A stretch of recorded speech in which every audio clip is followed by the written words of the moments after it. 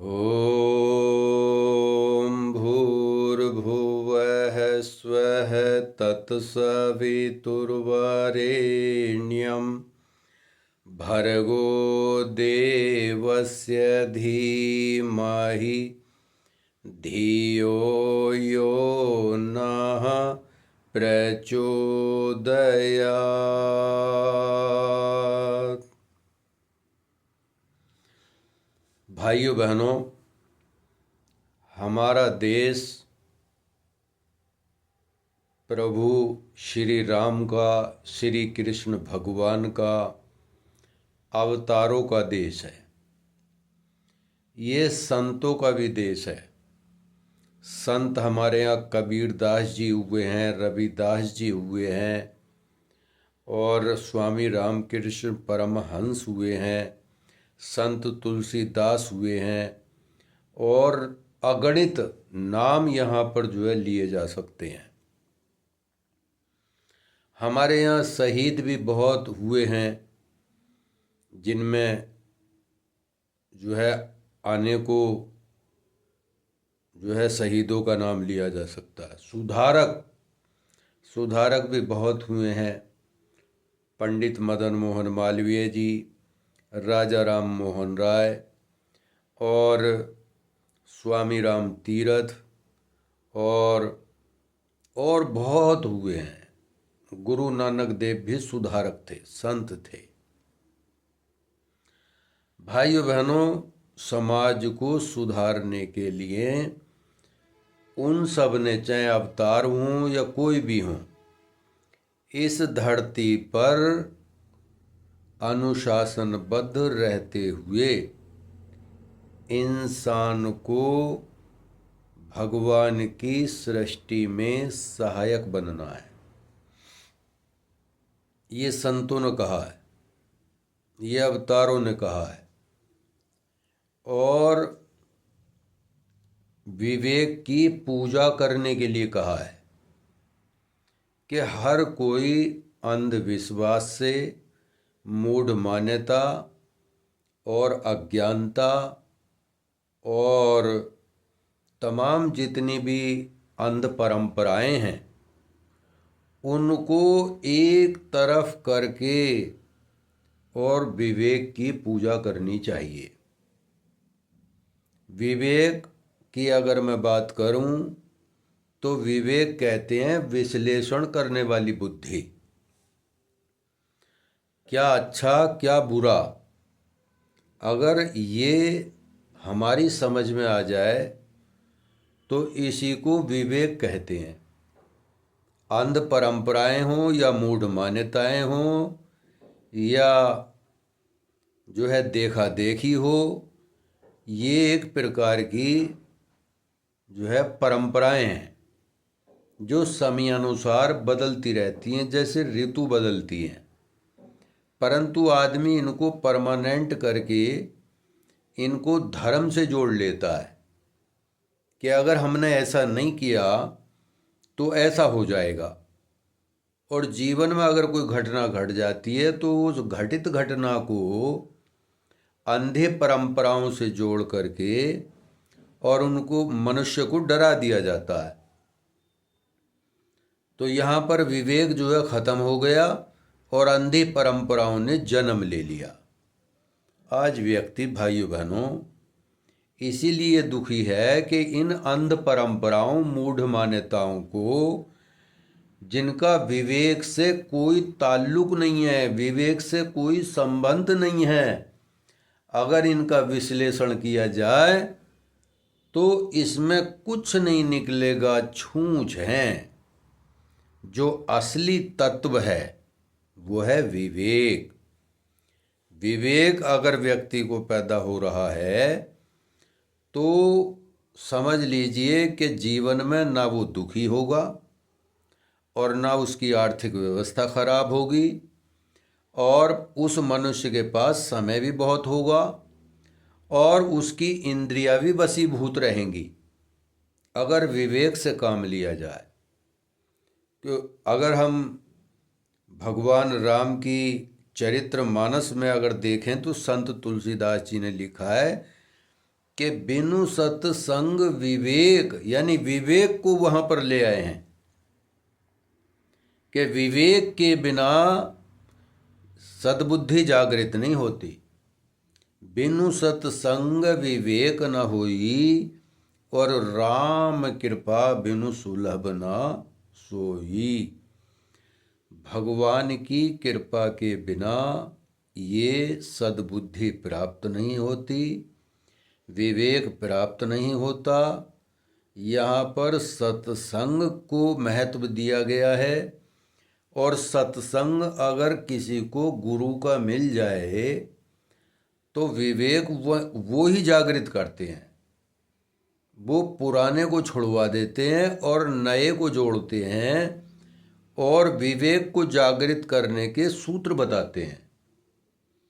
भाइयों बहनों, वेद मूर्ति तपोनिष्ठ पंडित श्री राम शर्मा आचार्य जी ने और पंडित मदन मोहन मालवीय जी ने और विश्वामित्र जी ने, वशिष्ठ जी ने सिर्फ और सिर्फ विवेक को जागृत करने वाला एक ही महामंत्र बताया है, वो है गायत्री महामंत्र।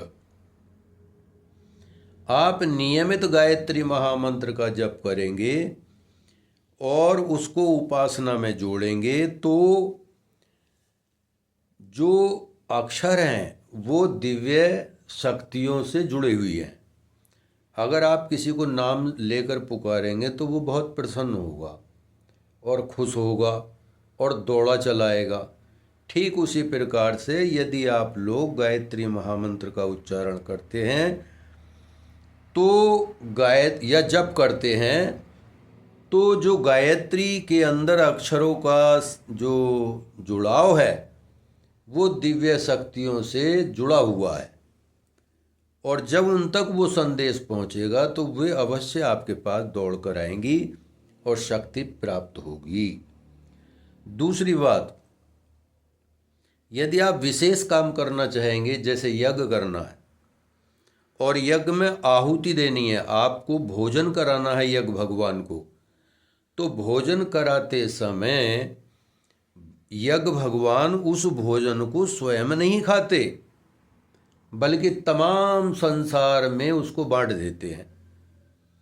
और जो धुआं निकलता है वो यजमान करता, जिसने गायत्री महामंत्र का उच्चारण करते हुए आहुतियाँ दी हैं, तो उस धूम्र का लाभ मनुष्य के शरीर को प्राप्त होता है।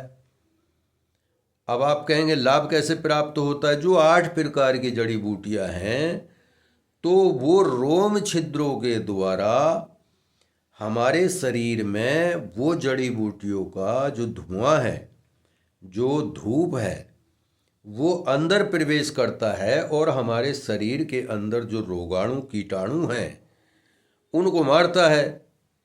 इसलिए हमारे ऋषि मुनियों ने कहा है कि यज्ञ में इतना और करना कि आप ढीले ढाले वस्त्र पहन के आना। ढीले ढाले मतलब जो धोती कुर्ता है वो बहुत ढीले होते हैं, और ऋषि मुनि तो आधी धोती बांधते थे, आधी ओढ़ते थे, तो शरीर को यज्ञ करते समय बड़ा लाभ मिलता था। भाइयों बहनों, विवेक कहाँ से जागृत होगा? ये सद्बुद्धि, ये बुद्धि का केंद्र कहाँ माना गया है? बुद्धि का केंद्र हमारे ऋषि मुनियों ने, राम जी ने और श्री कृष्ण भगवान ने कहाँ माना है? जहाँ पर चोटी का स्थान है। इस चोटी के स्थान को बुद्धि का केंद्र मान करके और यहाँ पर चोटी रखी जाती है। तो हमारे देश का जो ज्ञान था वो चोटी वाला था, पहुँच वाला था, ऊंचा था, और इसको फ्लैग के रूप में जो है हमारे शरीर को भगवान का मंदिर मान करके वेद मूर्ति तपोनिष्ठ पंडित श्री राम शर्मा आचार्य जी ने चोटी को रखना महत्वपूर्ण बताया है कि शरीर भी भगवान का मंदिर है। जैसे मंदिर के ऊपर झंडा फहरता है और ऊंचा चोटी वाला होता है, तो ठीक वैसे ही मनुष्य के मस्तिष्क के ऊपर चोटी का स्थान रखा गया है। अब दूसरे मजहब में अगर आप लोग उनसे कहें कि आप चोटी जो है रखा लीजिए, बोले हम तो नहीं रखाएंगे। अब मैं दूसरी तरफ चलता हूँ। आज हम हिंदू हिंदू कर रहे हैं, लेकिन हिंदुओं ने अपनी पहचान खोनी शुरू कर दी है। भाइयों बहनों, सिर पर चोटी अब देखने को नहीं मिल रही है। जो जाति से ब्राह्मण है वो भले ही रख रहे हों, लेकिन छत्री और यादव या जो कुछ भी है, हर मजहब और जो हर एक जाति में, जो हिंदू जाति में और अनेक वंश हैं, उनमें सब में महापुरुष संत सुधारक शहीद अवतार हुए हैं और सब ने चोटी को महत्व दिया है। लेकिन आज बहुत ही नाम मात्र को चोटी जो है कटवा दी और रखवा नहीं रहे हैं। तो हिंदू तो अपने आप ही अपनी हिंदू पहचान खो रहा है। अगर आप धोती कुर्ता बांधना शुरू कर देंगे तो मैं ये गारंटी से कहता हूं कि आपके शरीर को बड़ा स्वास्थ्य लाभ मिलेगा। अगर आप जीन्स की पैंट पहनते हैं, टाइट कपड़े पहनते हैं, तो उनका जो है ना तो यज्ञ का आपको लाभ मिलेगा और ना ही पूजा के समय जो धूप बत्ती जलती है या जो आपके अंदर रोम छिद्र खुले हुए हैं, आपको उसका जो है कोई लाभ प्राप्त नहीं होगा। तो मेरे कहने का अर्थ ये है, मैं आप सब लोगों से ये अपनी पहचान वापस लाने के लिए मैं निवेदन करना चाहता हूँ कि अगर आप पूजा पाठ करें तो धोती जरूर बांधें, और यदि आप कभी यज्ञशाला में प्रवेश करें तो यज्ञ करते समय गायत्री महामंत्र का जो उच्चारण होगा, सामग्री छोड़ी जाएगी, तो आप धोती कुर्ता का प्रयोग जरूर करें और चोटी अवश्य रखाएं। कंधे पर जनेऊ क्यों रखा जाता है, ये यज्ञ के बारे में मैं विस्तार से गुरुदेव की कृपा से बताऊंगा। आज मैंने धोती के ऊपर, चोटी के ऊपर और यज्ञ में सामग्री छोड़ने का जो महत्व है वो क्या है और विवेक के बारे में मैंने यहाँ पर चर्चा की है। मैं आशा करता हूँ कि आप लोग यहाँ तक जो है इस बात को जो है समझ गए होंगे और अपनी हिंदुस्तान की हिंदू पहचान को, हिंदू ही अगर खो रहे हैं तो उसको वापस लाने का प्रयास कीजिए, ताकि हमारे आने वाली पीढ़ी जो आजकल की संतानें हैं, आपको देख करके वो हिंदुस्तान के अंदर रह करके अपने आप को भी हिंदू कहलाने का अधिकारी बन जाएं। क्योंकि हम भाषा की ओर से और अपने जो है लिबास की ओर से, अपने वस्त्र आभूषणों की ओर से हम हिंदुओं की पहचान खो रहे हैं। मेरा हाथ जोड़ के निवेदन है सबसे कि आप लोग जो है हिंदुओं की पहचान को कायम करें और जो 51 कुंडीय यज्ञ बसंत पंचमी पर हम भारतीय किसान संगठन हलधर के संयोजन से और एडीसी इंटर कॉलेज के संयोजन से होने जा रहा है, उसमें भाग लेने के लिए आह्वान करते हैं और तैयारी के लिए आपसे आग्रह करते हैं। धन्यवाद।